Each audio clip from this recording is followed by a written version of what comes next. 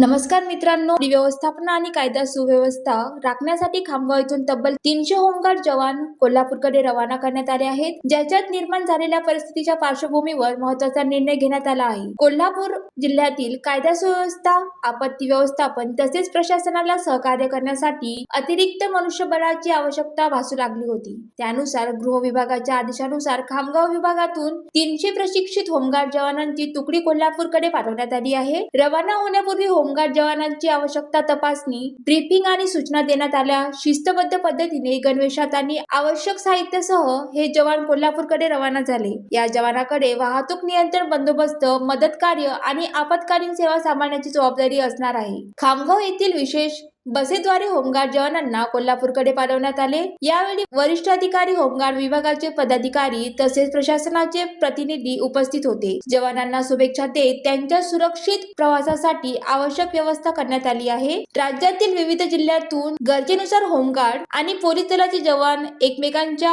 मदतीला धावून जात आहेत. खामगाव येथून रवाना झालेले हे 300 होमगार्ड जवान कोल्हापूर जिल्ह्यातील प्रशासनाची समन्वय साधून काम करणार आहेत. आपत्ती असो व कायदा सुव्यवस्थेचे आव्हान, होमगार्ड दल नेहमीच पुढे असते. नागरिकांच्या सुरक्षतेसाठी जीवाची पर्वा न करता सेवा देणाऱ्या या जवानांचे योगदान अतुलनीय आहे.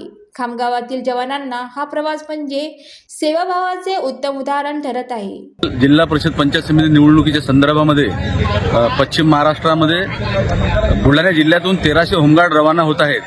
त्यामध्ये खामगाव, शेगाव युनिटमधून जवळपास 300 होमगार्ड आम्हाला इथं गाड्या आलेल्या आहेत नेण्याकरिता.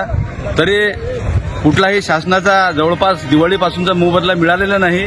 त्या मोबदल्याची कुठलीही आशा न करता एक शासकीय जबाबदारी म्हणून, कर्तव्य म्हणून आम्ही ते पार पाडतो आणि शासनानं आमच्याकडे मानधन लवकरात लवकर मिळावं व होमगार्डच्या ज्या काही समस्या असतील त्या समस्याच्या बद्दल निराकरण करावं, ही सर्व होमगार्ड बांधवांच्या वतीने आम्ही आपल्या पत्रकार बांधवाच्या माध्यमातून हा निरोप सरकारपर्यंत पोहोचण्याचा प्रयत्न करीत आहे. ज्वालादीप न्यूज करिता दीपिका तेलमोरे, खामगाव.